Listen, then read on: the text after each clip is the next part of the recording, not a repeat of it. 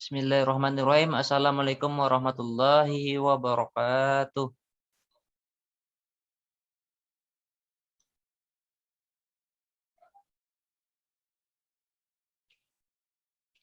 Perkenalkan, nama saya Yadri Nurwansyah, NPM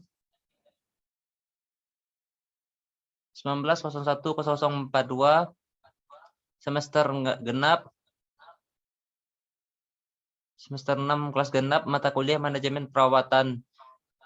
Di sini saya akan menjelaskan tugas 909 individu, yaitu ringkasan Reliability Centered Maintenance atau RCM.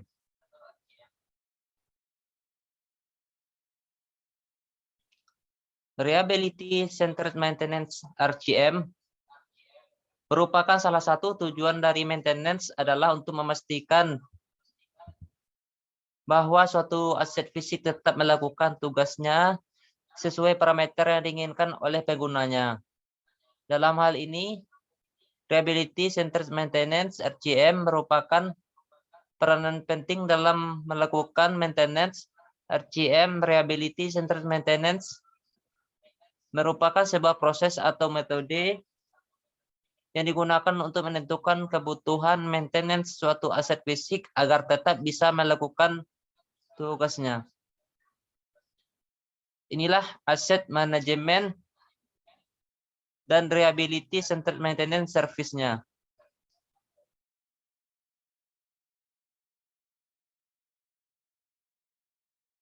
Di sini ada 9 ya. 1, 2, 3, 4, 5, 6.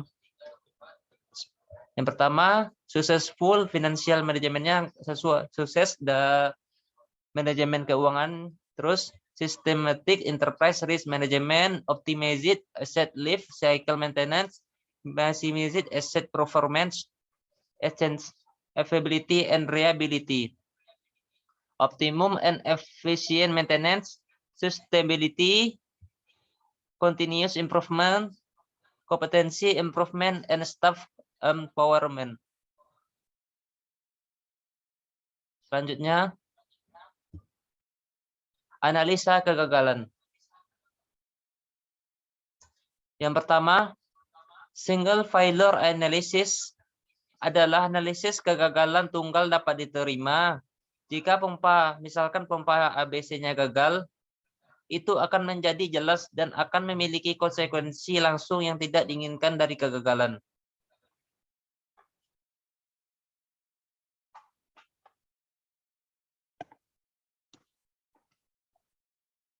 Terus yang keduanya, hidden failure analysis adalah analisis kegagalan tunggal tidak dapat diterima dan analisis kegagalan ganda diperlukan.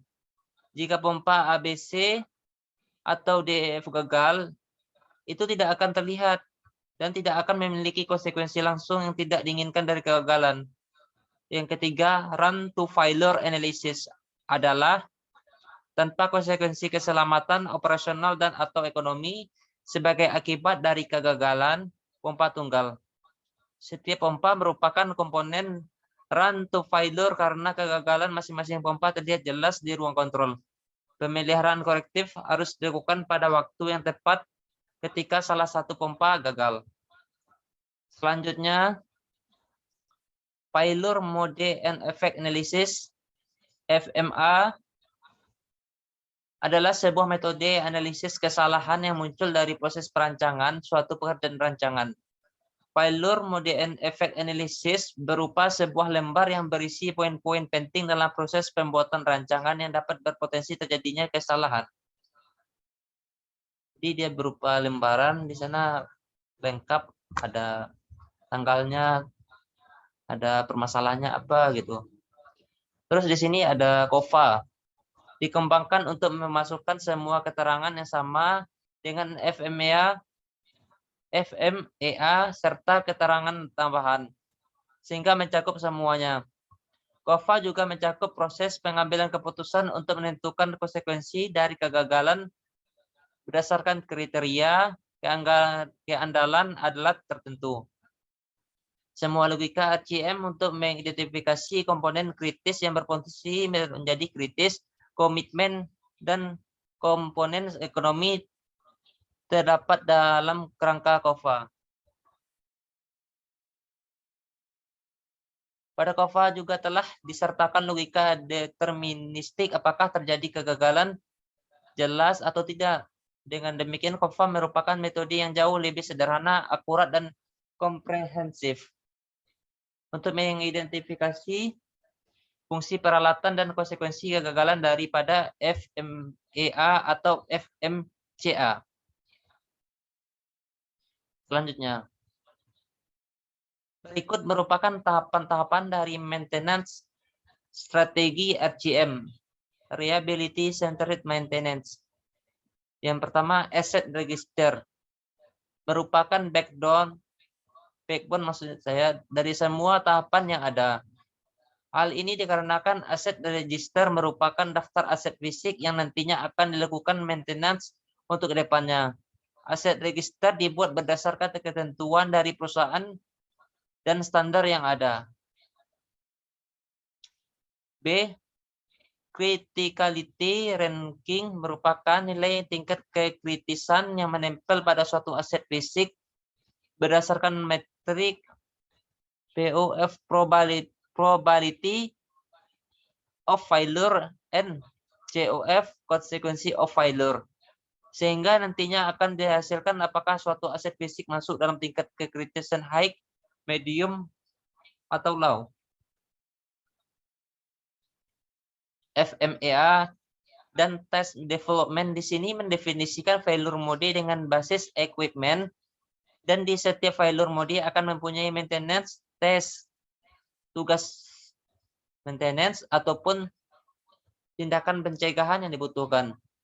Penentuan tugas mana yang tepat untuk digunakan dapat mengacu pada RCM decision diagram.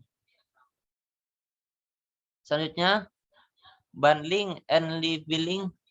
Job bundling merupakan tahapan yang akan menyatukan aktivitas untuk maintenance yang tes yang sejenis. Maintenance test atau tugas perawatan di lokasi yang sama atau maintenance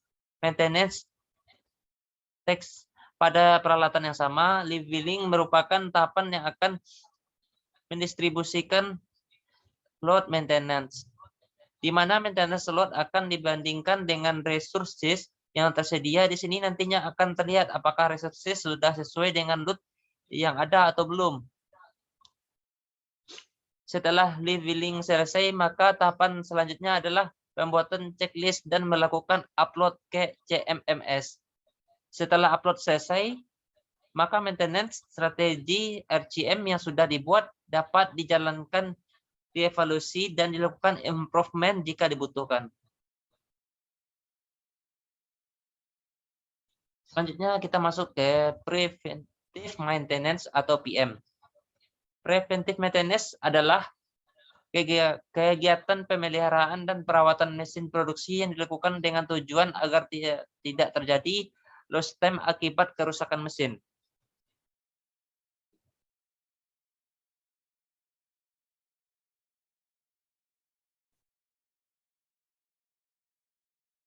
Lost time adalah waktu yang hilang akibat terhambatnya proses produksi, sehingga ini tentu akan berdampak pada kerugian pabrik.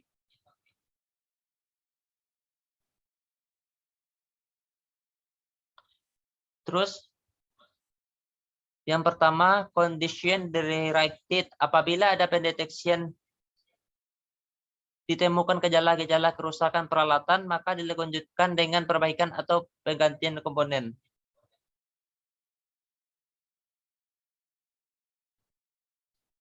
Yang kedua, time directed TD. Tindakan yang bertujuan untuk melakukan pencegahan langsung terhadap sumber kerusakan yang didasarkan pada waktu atau umur komponen. Yang ketiga, finding failure. Kegiatan perawatan pencegahan yang dilakukan dengan cara memeriksa fungsi tersembunyi, hidden function, secara periodik atau terjadwal untuk memastikan kapan suatu komponen akan mengalami kegagalan.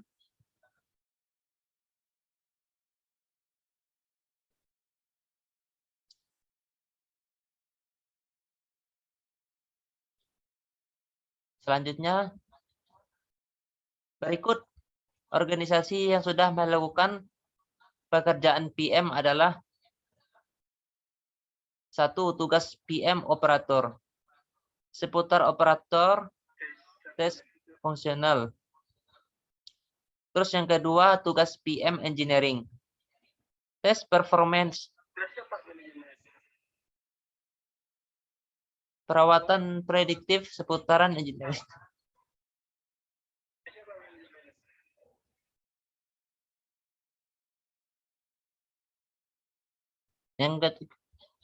Yang ketiga, tugas PM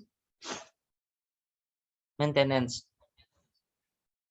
Meliputi perbaikan, pergantian, kalibrasi, pembersihan, pelumasan, dan sebagainya. Selanjutnya tugas PM ya di bidang kimia, seperti analisis kimia, sampel minyak, kontrol pH, dan lain sebagainya.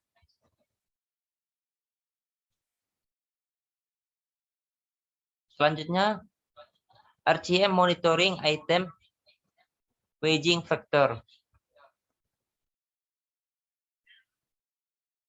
Faktor pembobotan untuk metrik harus dikembangkan oleh konsensus dari perwakilan teknik, pemeliharaan, dan operasi dan harus mencerminkan kepentingan relatif dari setiap peristiwa. Faktor pembobotan bersifat bebas arbitrer karena hanya berfungsi untuk membandingkan kepentingan relatif. Faktor pembobot Anda harus sesuai dengan apa yang Anda dan manajemen Anda sangat penting. RGM Living Program. Program berkelanjutan dan hidup adalah program yang terus tumbuh, berkembang, berubah, dan menyesuaikan. Itu terus bernafas dan beradaptasi dengan perubahan pada kondisi aslinya.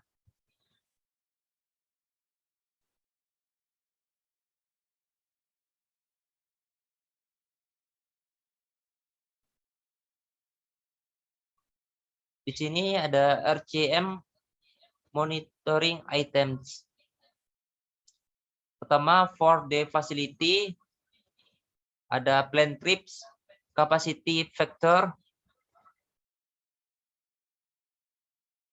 Yang plusnya, unplanned operator action, unplanned power reduction, production delay, enforcement action, litigation occurrences, citation or violation, root cause violation, injuries, CMS written overdue, CM backlog, overdue, PM backlog, dan lain sebagainya. For the human body, temperature, blood pressure, and pulse. Maka untuk pulsnya, the heart, and activity of the heart, the lungs, the kidneys, the arteries, the thyroid, the liver, the spleen, blood chemistry, eyesight, hearing, odor.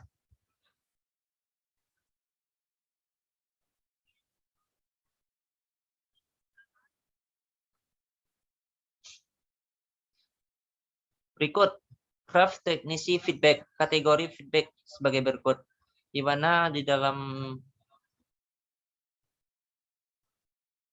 PM itu ada penilaian-penilaian tertentu di mana terdapat 5 penilaiannya sebagai berikut. Yang pertama, yang poin kelima itu baik. Kondisi PM sebanding dengan kondisi PM yang baru saja bekerja, evaluasi meningkatkan periodisitas. Terus yang keempat, di atas rata-rata. Kondisi PM antara baik 5, baik, dan rata-rata 3. Ada degradasi yang sangat kecil. 3 rata-rata. Kondisi PM cukup untuk memungkinkan komponen menjalankan fungsinya. Degradasi adalah normal dan seperti yang diharapkan PM sedang dilakukan pada periodisitas yang benar. Yang kedua, di bawah rata-rata. Kondisi PM antara buruk 1 dan rata-rata 3, ada banyak degradasi dari yang diharapkan. Yang satu, buruk. Kondisi PM menunjukkan bahwa perhatian segera diperlukan. Catatannya, untuk nilai 3 ini rata-rata tidak akan memicu evaluasi karena tugas tersebut dilakukan pada periodisitas yang optimal.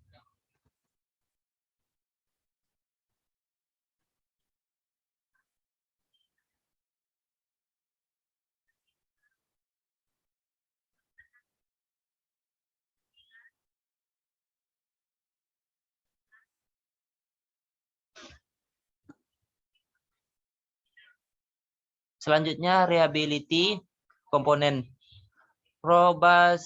Probabilitas bahwa suatu item akan bertahan hingga usia operasi tertentu di bawah kondisi operasi tertentu tanpa kegagalan. Reliability keseluruhan. Sebagai laju kumulatif dan terintegrasi dari peristiwa agregat yang tidak diinginkan per unit waktu di mana peristiwa tersebut tidak terbatas hanya pada kegagalan peralatan. Keandalan reliability mewakili spektrum kejadian yang lebih luas daripada sekadar kegagalan, dan dengan demikian pengukuran keandalan dapat menawarkan wawasan yang jauh lebih intuitif untuk menentukan seberapa baik kinerja fasilitas Anda.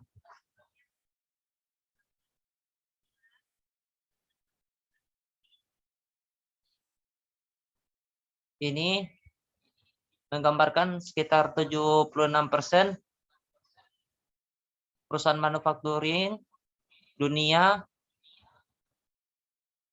telah memprioritaskan pekerjaan PM. Sekian dan terima kasih. Sekianlah yang dapat saya sampaikan pada kesempatan kali ini. Kurang dan lebihnya, saya mohon maaf. Saya akhiri. Wabillahi taufiq walhidayah. Assalamualaikum warahmatullahi wabarakatuh.